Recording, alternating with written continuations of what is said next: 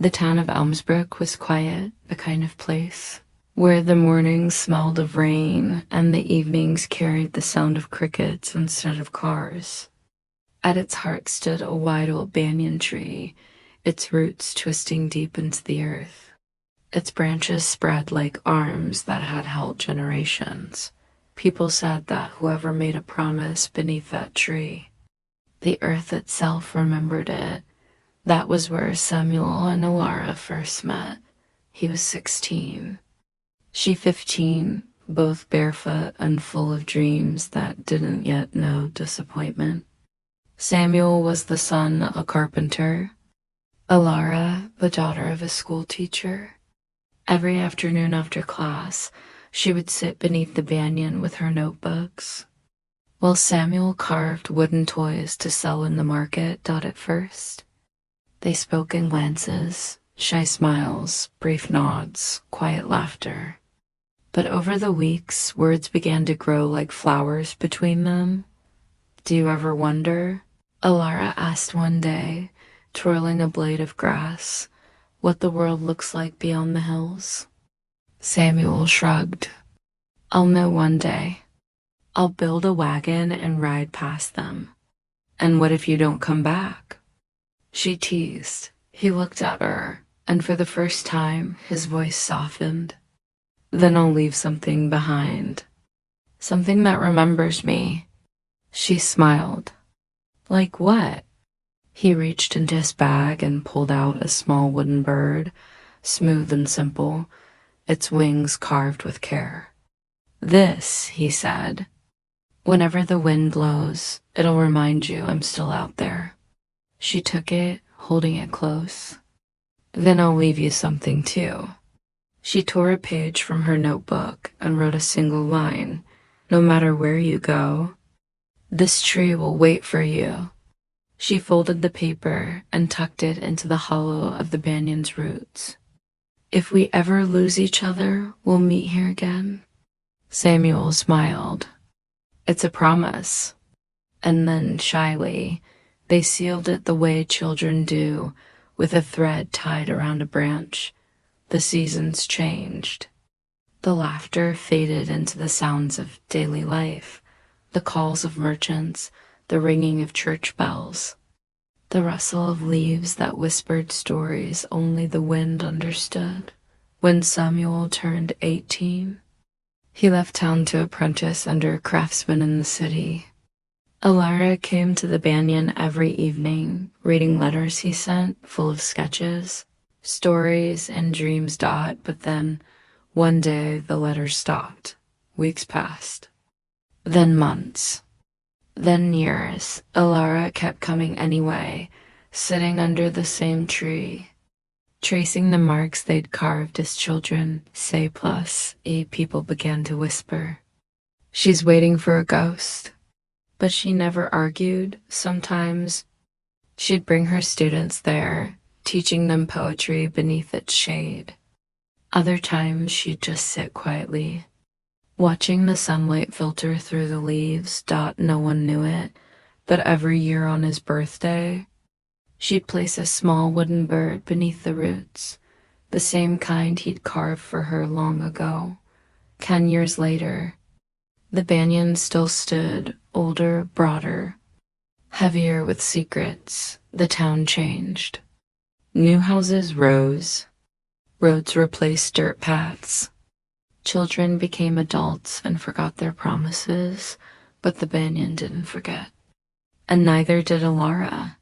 One evening, when the sky glowed the color of burnt amber, she felt something shift in the air, a strange calm, like the pause before a story begins again. She looked toward the road leading into town, and there, walking slowly with a wooden cane and a satchel of tools, was a man with familiar eyes. Samuel had returned, but he wasn't the same boy who'd left. His hair was streaked with gray, his hands rough, his eyes carrying the kind of silence that only years could build. When he reached the banyan, he stopped, as though unsure if he was dreaming. And from the bench beneath the tree, A soft voice said, "You kept your promise." He turned. There she was, older but radiant still. The years had touched her gently, like sunlight over old pages. "Alara." His voice broke. "I thought you'd forgotten." She smiled faintly. "I promised the tree I wouldn't." The evening breeze stirred the branches above them, scattering small yellow leaves like blessings. Samuel looked at the roots, at the hollow where once she had placed that folded paper. He reached inside and pulled out a fragment of it, browned by time but still legible. "No matter where you go, this tree will wait for you." He looked up at her, eyes glistening. "It waited for both of us." And as the first stars appeared, they sat together in silence, neither asking what had happened in the years between, for sometimes love doesn't need explanations, only the courage to return. The morning after Samuel's return, Alara walked through the quiet streets of Elmsbrook with a strange heaviness in her chest, the kind that feels both like joy and ache at once. The news of his return had already begun to spread. In a town where nothing stayed secret for long, whispers carried like smoke. "Samuel's back," said the baker. "The carpenter's boy," added the tailor. "They say he's seen the world," murmured someone else, but no one knew the full story, not even Alara. The next day, she found him by the river, sitting on a half-broken pier with a fishing rod that didn't seem to catch anything. He looked thinner, quieter, his hands rougher, his eyes more distant. She hesitated before walking closer. "Still terrible at fishing?" she asked gently. He turned, startled, then smiled, that same crooked smile from their youth. "Some things never change." She sat beside him. The river flowed slow and deep, reflecting the late afternoon light. "Where did you go all those years?" she asked softly. Samuel didn't answer right away. He kept his gaze on the water, watching a leaf drift by. "I followed the roads until I forgot why I started walking," he said finally. "At first, I thought I'd make a name for myself, build furniture for kings, travel the world." "Did you?" He shook his head. "I built chairs, tables, and houses for people who never remembered my name. I worked until my hands bled, and when I finally earned enough to come back." He paused. "I didn't know if anyone would still be waiting." "I was," Alara said simply. He looked at her then, and for a moment, all the years between them disappeared. They walked back through the fields, golden with late harvest light. Children ran past them, laughing. Old women hung laundry. The smell of bread filled the air. Alara pointed toward the horizon. "Do you remember that river bend? The one where we used to skip stones?" Samuel nodded. "I built my first toy boat there. You told me you'd sail it to the city." She smiled. He laughed quietly. "I think it sank before it left the shore." They both laughed, but beneath it, there was something deeper, unspoken. A memory neither dared to touch. As the sun set, they reached the banyan tree again. The same bench, the same shadows stretching across the earth. Samuel sat down, tracing the carvings on the trunk. The marks of their childhood were still faintly visible. "+EH," he whispered. "It feels like another life." "It is," she said. But the tree never forgot. He looked up at its sprawling branches. "You know, when I was in the city, there was a river just like this one. Every time I crossed it, I thought of you. Then why didn't you write?" His voice lowered. "I did, every month. But none of my letters ever came back." I thought you've moved away. Alara's eyes widened. I never got a single one. They both sat in stunned silence. Between them flowed the sound of the river, soft but endless, the years of distance, made visible in that quiet dot at last. She said, maybe the river didn't want to carry them. He looked at her. Or maybe it was trying to teach me something. What? That some things can't be sent through paper. That night, Samuel stayed at the old inn near the square. The moonlight fell pale over the wooden floors and cracked window panes. He couldn't sleep. In his satchel were the things he'd carried across years and miles. Tools, a folded map, a box of wood carvings. But at the bottom, wrapped in a torn cloth, was something else, a bundle of unsent letters worn, creased and yellowed with time.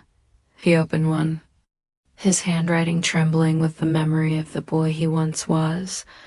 Alara, the city is loud and gray. Every night I dream of the Banyan. I dream of the way your voice sounded when you read your poems. If the wind ever reaches you, know that I still remember.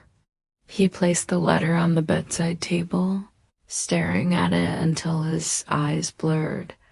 Somewhere outside, the wind rustled through the trees. For a moment, it almost sounded like her laughter. The next morning, he walked to her small cottage near the school where she taught. The gate creaked open.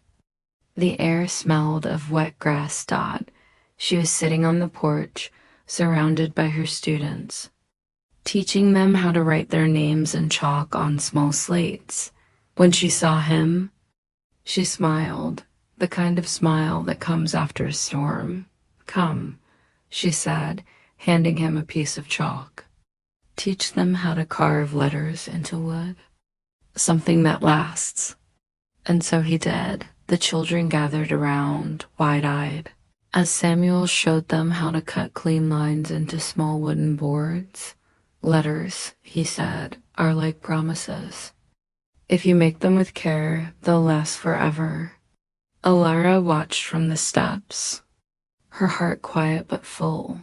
For the first time in years, the distance between them began to shrink, not with words, but with shared silences and small acts of living. That evening, when the children had gone, they stood again beneath the banyan. The air was cool, the moon rising above the hills. Samuel took a small chisel from his pocket and began carving something new into the bark.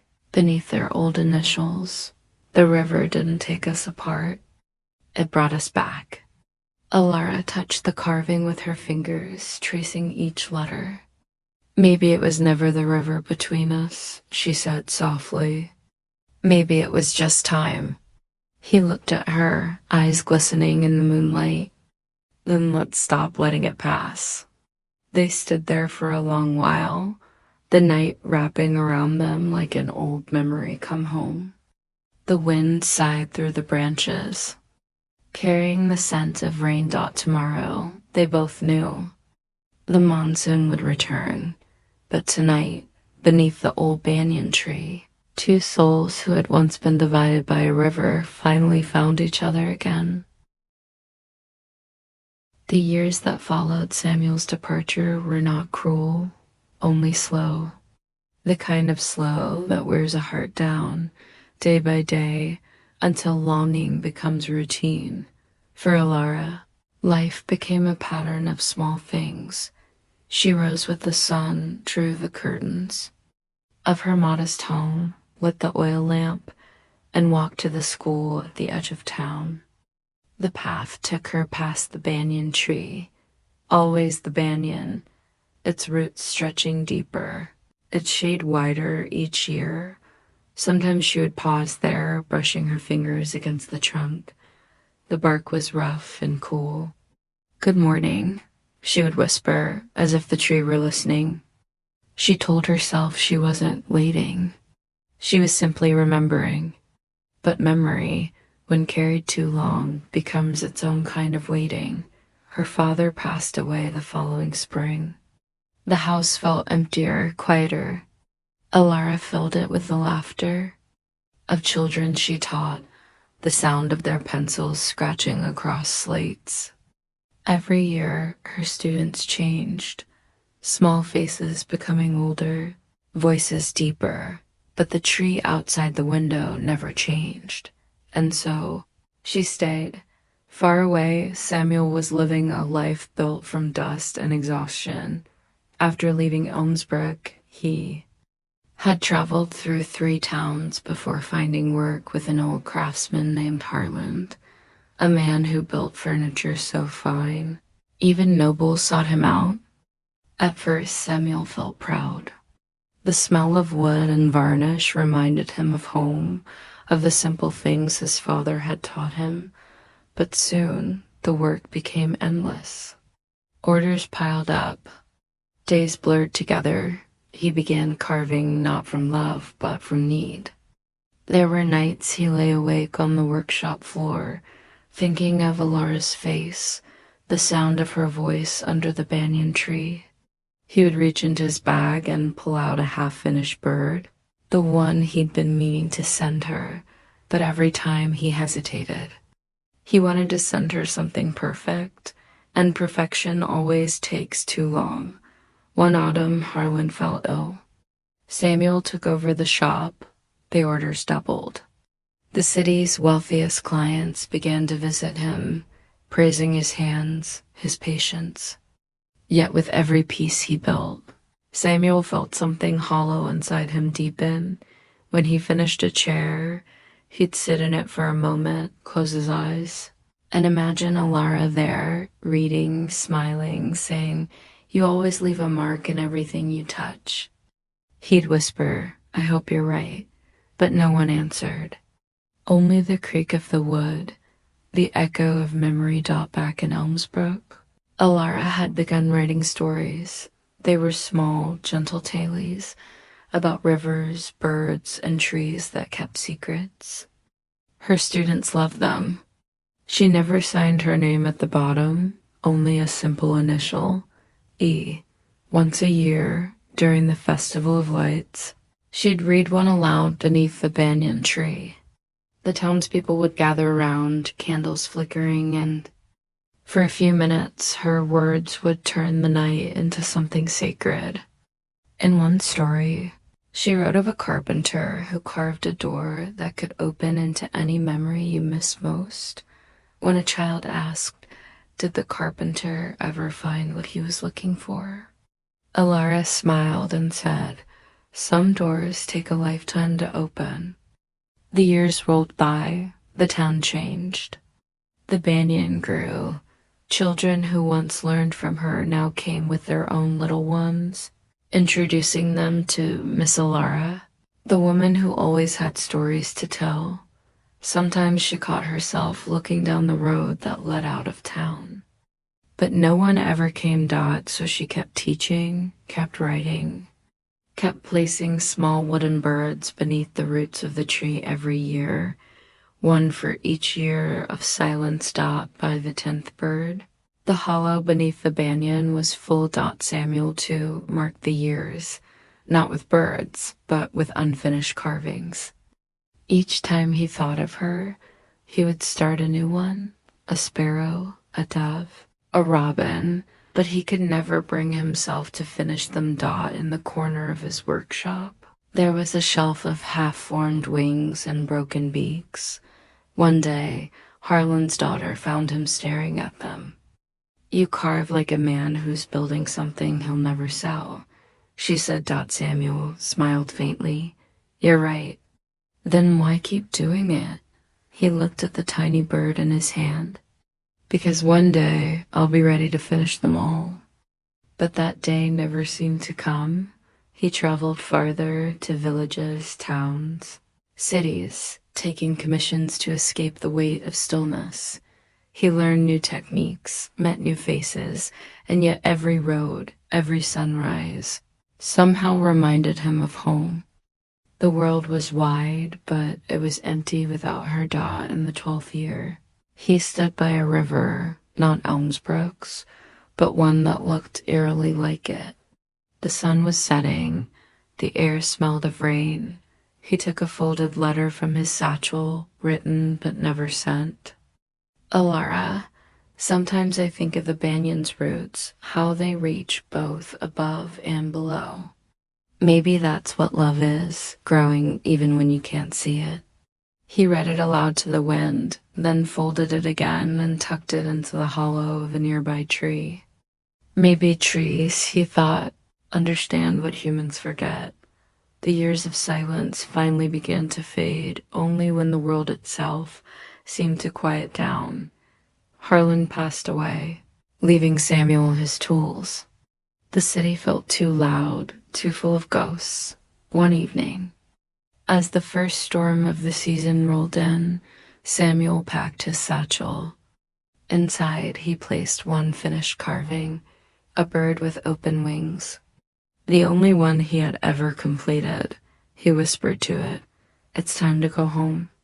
Back in Elmsbrook, Alara was older now, her hair silvering, her eyes softer.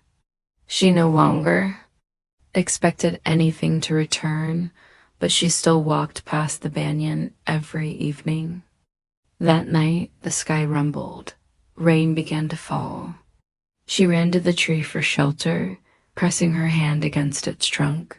Lightning flashed, and for a moment, she thought she saw a figure standing on the road beyond the fields. A man with a cane, a satchel, and eyes she could never forget.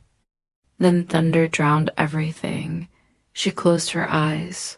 Unsure if it was real Dot the next morning, she woke to sunlight, and on her porch, there was something waiting, a small wooden bird, perfectly carved.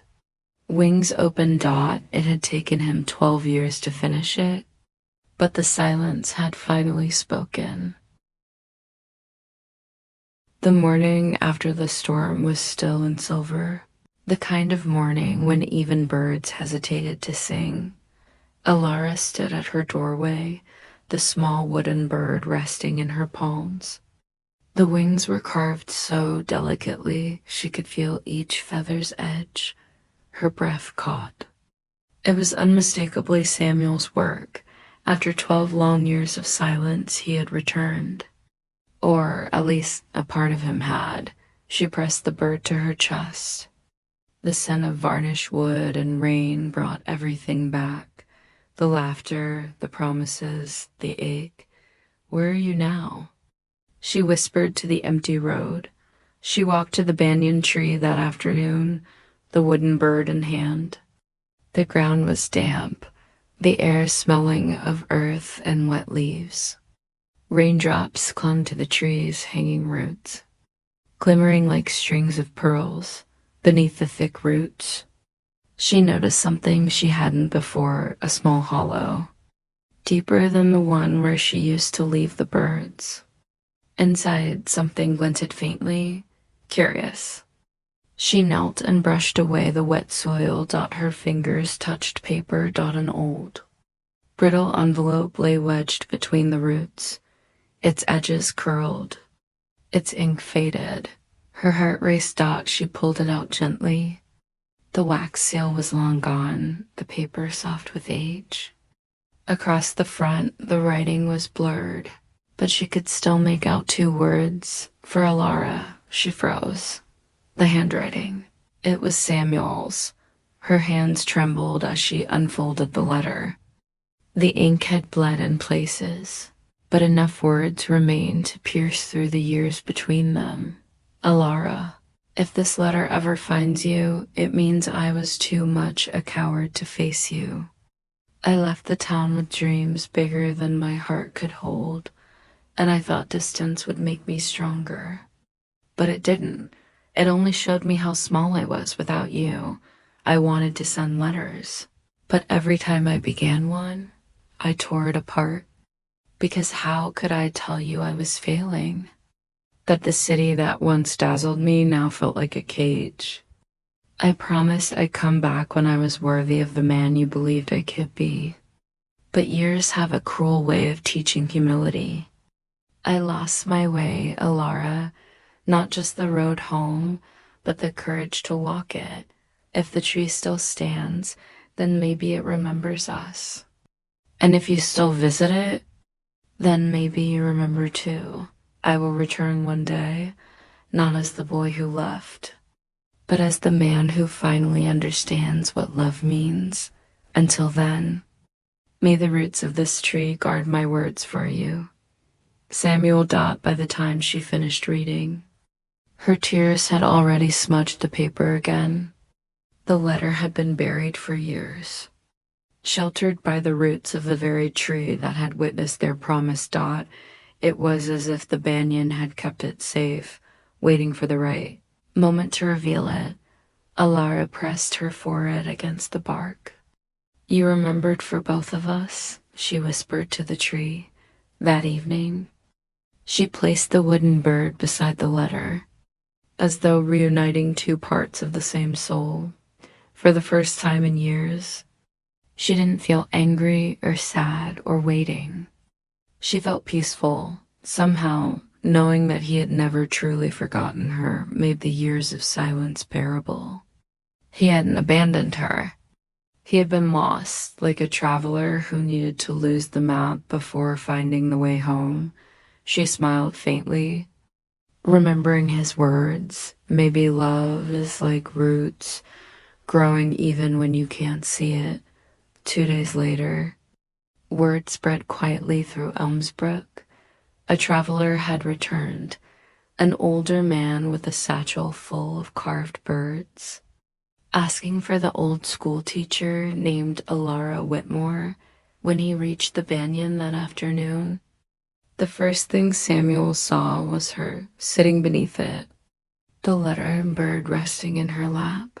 She looked up, eyes soft but knowing. I found your letter, she said simply. He stopped a few feet away, his breath catching. You did? She nodded. The tree was keeping it for me. He chuckled softly, voice trembling. I suppose it was kinder than I deserved. Alara stood and walked closer. The years had changed them both, but something deeper, something wordless, remained untouched. You came back, she said. Samuel's gaze fell to the roots. I wasn't sure if I should.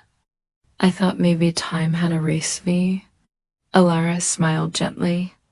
Time doesn't erase what the heart refuses to forget. They stood there for a long time, the banyan's leaves whispering above them like an old friend, sighing in relief. When the wind blew, the wooden bird fell from the bench and landed between them. Alara bent down, picked it up, and handed it to him. You left this for me once. Now it's your turn to keep it. Samuel took it, his rough hands trembling slightly. It took me 12 years to finish this bird, he said, but it feels like it took me a lifetime to finish what I started here. She smiled faintly. Then maybe it's time to begin something new. He looked at her, the years melting from his eyes. Under this same tree. She nodded. Under this same tree. That night, the moonlight poured through the banyan's branches like silver rain. The air smelled of soil and memory. Alara sat beside him, her hand resting quietly on his. For the first time in decades, neither of them felt the weight of waiting. Only stillness, the kind that feels like coming home. Before leaving for the night, Alara tucked the old letter back beneath the roots, alongside a new one she had written, her handwriting steady, her words simple. You came back. That's all that ever mattered. The monsoon had not come to Elmsbrook for 3 years. The soil was dry, the riverbed cracked, and the banyan's wide leaves had begun to yellow from thirst. People whispered that the sky had forgotten them, but that summer the clouds finally began to gather again, heavy and low, like secrets about to break. Elara watched from her window as the wind swept through the street, bending the tall grass and setting the old prayer flags fluttering. Her heart stirred with the same restlessness that filled the air. It had been months since Samuel's return. In that time, they had rebuilt a quiet rhythm together, meeting at the Banyan every evening, sitting in the shade, speaking of everything and nothing. He had moved into a small workshop behind the old inn, where he carved again, this time for joy, not survival. Children would visit him, watching with fascination as tiny birds, boats, and stars came to life from blocks of wood. Elara often sat nearby, reading her stories aloud while he worked. Sometimes he would pause and look at her, smiling softly. "You always make silence sound beautiful," he said once. She laughed. "And you always give silence a shape." Between them, the years seemed to dissolve like mist, but the monsoon brought not only rain, it brought memory. The scent of wet earth, the rush of water, the sound of thunder, all of it reminded Samuel of the night he left Elmsbrook so many years ago. He would wake from dreams drenched in rain, seeing Alara's face fading behind a storm. Even now, as he sat beneath the banyan, carving a new bird, he could feel that same guilt rising like the dark clouds above. Elara noticed. "You've been quiet lately," she said softly. Samuel hesitated. "The rain, it reminds me of how much I lost." She smiled faintly, "And yet, here you are. Isn't that enough?" He looked at her calm eyes, her steady hands, and wondered how she had carried all those years of waiting without bitterness. "I don't deserve your forgiveness," he said finally. She shook her head. "Forgiveness isn't given. It grows like this tree." He followed her gaze upward. The banyan's roots hung down like veins of gold, trembling in the breeze. The tree had seen drought and storm alike, yet it still stood. "Then I'll try to grow with it," he whispered Dot by evening. The first drops of rain began to fall, soft, tentative. Children ran through the streets laughing, holding their hands up to the sky. Bells rang from the chapel, calling out a kind of joy that only rain can bring. Samuel and Elara hurried to the banyan. The earth was already damp beneath their feet, and the smell of rain was everywhere, clean, alive, forgiving. They sat beneath the branches, their laughter mingling with the rain's rhythm. "It feels like the world's beginning again," Elara said. Samuel smiled. "Maybe it is." But as the rain deepened into a downpour, a sudden crack of thunder echoed through the hills. The wind howled, fierce and relentless. The banyan swayed, its oldest branch groaning under the storm's weight. Samuel looked up, and then he saw it, the branch splitting. "Elara!" He shouted, grabbing her arm and pulling her aside, just as the branch crashed to the ground, sending mud and leaves flying. For a long moment, neither spoke. The storm raged around them, rain pounding against the earth like drums.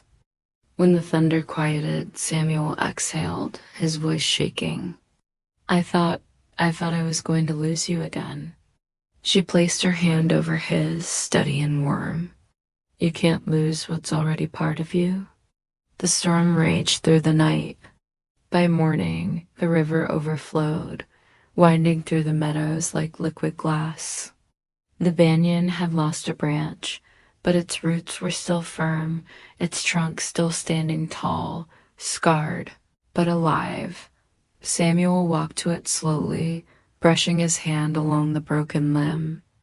"It survived," he murmured. Elara joined him, "just like us."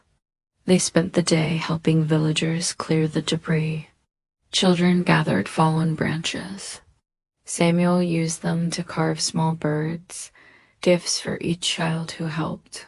That evening, when the rain had gentled to a drizzle, they returned to the banyan once more.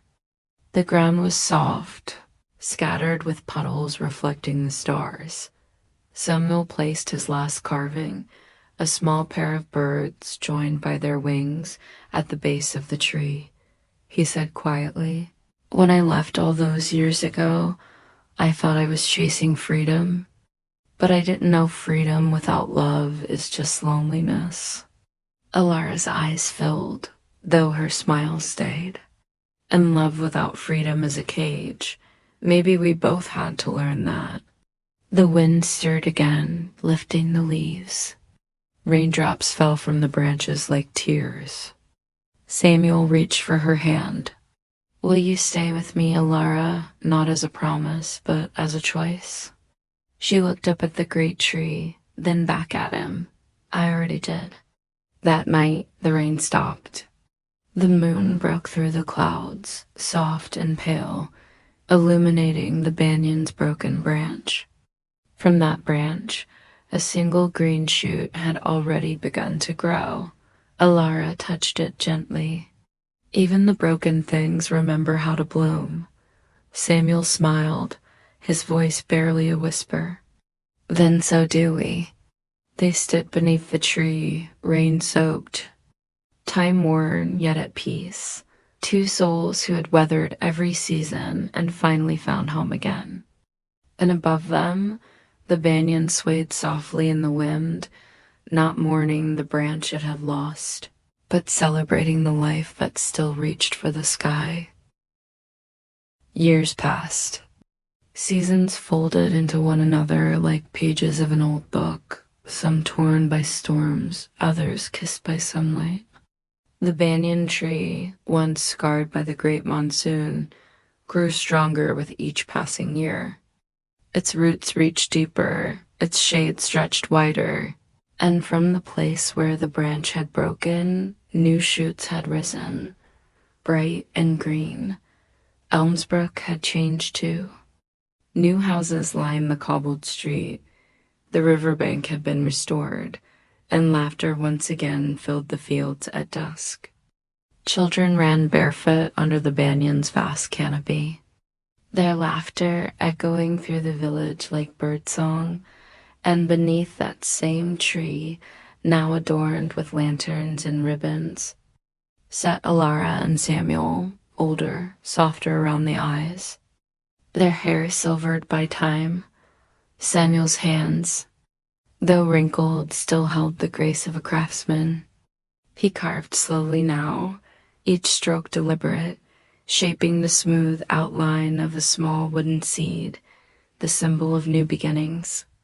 Alara, seated beside him, was reading from a notebook filled with her handwriting, stories of the village, of the river, of a tree that had stood through a century of seasons. The children listened in rapt silence. Her voice carried not just words, but the calm of a life well lived. When she finished, one child asked, "Is it true, Miss Alara, that this tree used to cry?" Alara smiled. "Trees don't cry the way we do, but they remember every drop of rain, every hand that's touched them, every promise made beneath their shade." Another little girl pointed up. "Then what's it remembering now?" Samuel looked up through the leaves, sunlight flickering between them like laughter. "Maybe it's remembering how to bloom again." The children giggled, uncertain if he was joking, but their eyes shone with wonder. That evening, as the villagers prepared for the Festival of Rains, Samuel and Alara stayed behind under the tree. The sky was streaked with orange and violet, and the scent of river lilac drifted on the breeze. "It's strange," Samuel said softly. "There were times I thought this tree would outlive us all, but now I wonder if we've become part of it instead." Alara smiled. "Perhaps both. It holds us, and we hold it." He looked at her, really looked, as he had the first day they met under this same tree. The lines on her face told the story of patience and endurance, of joy and sorrow intertwined. "I used to think love was something wild," he said, "but now I know its roots. It's staying." Alara reached out and placed her hand over his. "And still it blooms." They sat together as dusk deepened into night, their silence full of years and understanding. Later that night, when the first drops of rain began to fall, something extraordinary happened. Samuel, walking toward the window of their small home nearby, froze in astonishment. "Alara, come see this." She joined him, and her breath caught. The banyan was glowing, not with light, but with life. Tiny clusters of white flowers had appeared along the branches, shining like stars in the rain. For the first time in anyone's memory, the banyan was in bloom. They stepped outside, the cool rain soaking through their clothes, and walked slowly to the tree. The petals shimmered in the moonlight, each drop of rain reflecting the blossoms like scattered pearls. Alara touched one gently.